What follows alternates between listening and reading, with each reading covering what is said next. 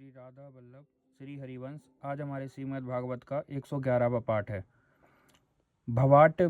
भवाटवी का वर्णन और राहुगढ़ का संशय नाश। जड़ भरत ने कहा, राजन, यह जीव समूह सुख रूप धन में आसक्त देश देशांतर में घूम फिरकर व्यापार करने वाले व्यापारियों के दल के समान है।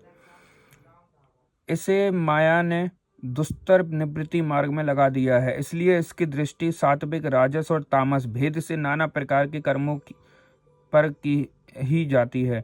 उन कर्मों में भटकता भटकता यह संसार रूप जंगल में पहुंच जाता है। वहां इसे तनिक भी शांति नहीं मिलती। महाराज, उस जंगल में 6 डाकू हैं। इस बड़े के समाज का नायक बड़ा दुष्ट है।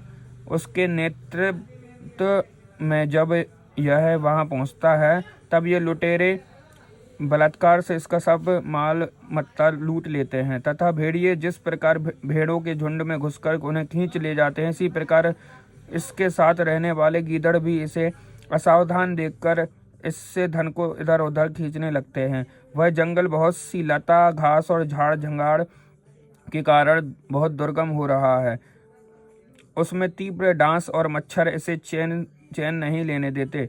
वहां इसे कभी तो गंधर्व नगर दिखने लगता है तो कभी कभी चमचमाता हुआ अति चंचल आगिया बेताल आंखों के सामने आ जाता है। वह बड़े के समुदाय इन वन में निवास स्थान, जल और धनादि में आसक्त होकर इधर उधर भटकता रहता है। कभी बवंडर से उठी हुई धूल के द्वारा जब सारी दिशाएं धूमाच्छादित सी हो जाती हैं और इसकी आंखों में भी धूल भर जाती है तो इसे दिशाओं का ज्ञान ही नहीं रहता।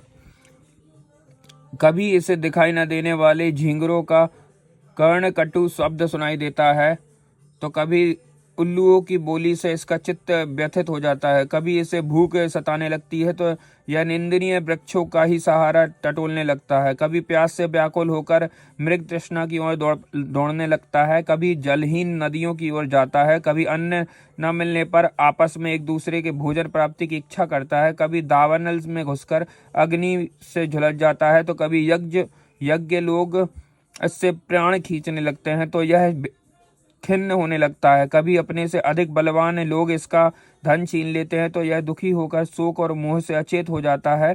और कभी गंधर्व नगर में पहुंचकर घड़ी भर के लिए सब दुख भूलकर खुशी मनाने लगता है। कभी पर्वतों पर चढ़ना चाहता है तो कांटे और कंकड़ों का द्वारा पैर छलनी हो जाने से उदास हो जाता है। कुटुंब बहुत बढ़ जाता है और उदर पूर्ति का साधन नहीं होता तो भूख की ज्वाला से संतप्त होकर अपने ही बंधु बांधवों पर खींचने लगता है। कभी अजगर सर्प का ग्रास बनकर वन में फेंके हुए मुर्दे के समान पड़ा रहता है। उस समय इसे कोई सुध बुध नहीं रहती। कभी दूसरे विषैले जंतु इसे काटने लगते हैं तो उनके विष के प्रभाव से अंधा होकर किसी अंधेरे कुएं में गिर पड़ता है और घोर दुखमय अंधकार से बेहोश पड़ा रहता है। कभी मधु खोजने लगता है तो मक्खियां इसके नाक में दम कर देती हैं और इसका सारा अभिमान नष्ट हो जाता है। यदि किसी प्रकार अनेकों कठिनाइयों का सामना करके वह मिल भी गया तो बलात्कार से दूसरे लोग उसे छीन लेते हैं। कभी शीत, घाम, आंधी और वर्षा से अपनी रक्षा करने में असमर्थ हो जाता है तो कभी आपस में थोड़ा व्यापार बहुत बड़ा व्यापार करता है तो धन के लोभ से दूसरों को धोखा देकर उनसे बैर ठान लेता है। कभी कभी उस संसार वन में इसका धन नष्ट हो जाता है तो इसके पास सैया, आसन, रहने के लिए स्थान और सैर सपाटे के लिए सवारी आदि भी नहीं रहते।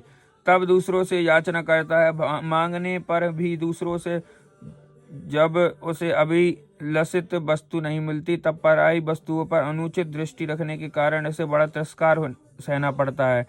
इस प्रकार व्यवहारिक संबंध के कारण एक दूसरे से देश भाव बढ़ जाने पर भी वह बड़े के समूह आपस में विवाह आदि संबंध स्थापित करता है तो फिर इस मार्ग में तरह तरह के कष्ट और धन क्षय आदि संकटों के भोगते भोगते मृतक वक्त हो जाता है। साथियों में से जो मरते जाते हैं उन्हें जहाँ का तहाँ छोड़कर नवीन उत्पन्न हुओं का साथ लिए वह बनिजारों का समूह बराबर आगे ही बढ़ता रहता है।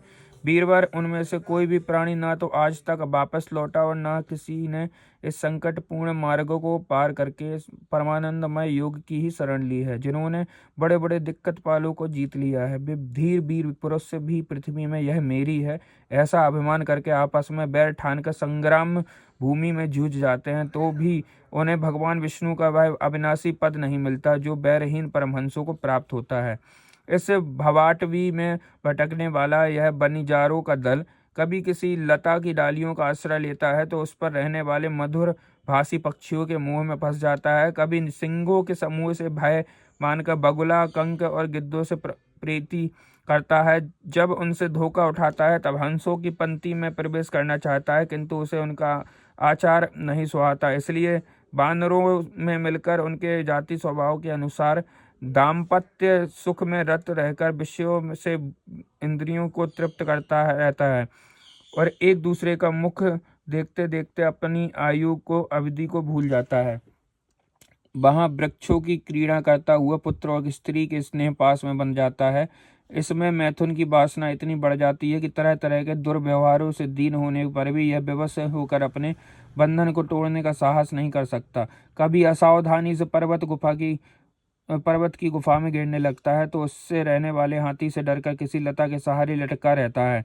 शत्रु दमन यदि किसी प्रकार इसे उस आपत्ति से छुटकारा मिल जाता है तो वह फिर अपने गोल में मिल जाता है। जो मनुष्य माया की प्रेरणा से एक बार इस मार्ग में पहुंच जाता है उसे भटकते भटकते अंत तक अपने परम पुरुषार्थ का पता नहीं लगता। राहुगढ़, तुम भी इसी मार्ग में भटक रहे हो, इसलिए अब प्रजा को दंड देने का कार्य छोड़कर समस्त प्राणियों के सुहृद हो जाओ। विषयों में अनासक्त होकर भगवत सेवा की तीक्ष्ण किया हुआ ज्ञान रूप खड़ग लेकर इस मार्ग को पार कर लो। राजा राहुगढ़ ने कहा, ओ समस्त योनियों में यह मनुष्य जन्म ही श्रेष्ठ है। अन्य अन्य लोकों में प्राप्त होने वाले देवादि उत्कृष्ट जन्मों से भी क्या लाभ है। जहाँ भगवान श्री ऋषिकेश के पवित्र यश से शुद्ध अंतःकरण वाले आप जैसे महात्माओं का अधिकाधिक समागम नहीं मिलता। आपके चरण कमलों की रज का सेवन करने से जिनके सारे पाप ताप नष्ट हो गए हैं, उन महानुभावों की को भगवान की विशुद्ध भक्ति ज्ञान होना कोई विचित्र बात नहीं है। मेरा तो आपके 2 घड़ी के सत्संग से ही सारा कुतर्क मूलक ज्ञान अज्ञान नष्ट हो गया है। ब्रह्म ज्ञानियों में जो वयोवृद्ध हो उन्हें नमस्कार है, जो शिशु हो उन्हें नमस्कार है, जो युवा हो उन्हें नमस्कार है, जो क्रीड़ारत बालक हो उन्हें भी नमस्कार है। जो ब्रह्म ज्ञानी ब्राह्मण अविद्युत वेश से पृथ्वी पर विचरते हैं उनसे हम जैसे ऐश्वर्योन्मुक्त राजाओं का कल्याण हो। श्री सुखदेव जी कहते हैं, उत्तरांतर नंदन, इस प्रकार उन परम प्रभावशाली ब्रह्मर्षि पुत्र ने अपना अपमान करने वाले सिंधु नरेश राहुगढ़ को भी अत्यंत करुणावश आत्म तत्व का उपदेश दिया। तब राजा राहुगढ़ ने दीन भाव से उनके चरणों की वंदना की। फिर वे परिपूर्ण समुद्र के समान शांत चित्त और उपरेंद्रिय होकर पृथ्वी पर विचरने लगे। उनके सत्संग से परमात्म तत्व का ज्ञान पाकर सौवीर पति राहुगढ़ ने भी अंतःकरण में अवज्ञा बस आरोपित देहात्म बुद्धि को त्याग दिया। राजन, जो लोग भगवदाश्रित अनन्य भक्तों की शरण ले लेते हैं उनका ऐसा ही प्रभाव होता है, उनके पास अवज्ञा ठहर नहीं सकती।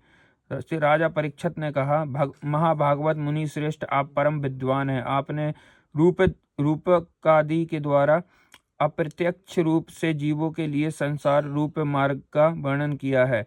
उस विषय की कल्पना विवेकी पुरुष की बुद्धि ने की है। अब वह अल्प बुद्धि वाले पुरुषों की समझ में सुगमता से नहीं आ सकता। अंततः मेरी प्रार्थना है कि इस दुर्बोध विषय को रूपक का स्पष्टीकरण करने वाले शब्दों से खोल कर समझाइए। श्री कृष्णाम चरण अस्तु।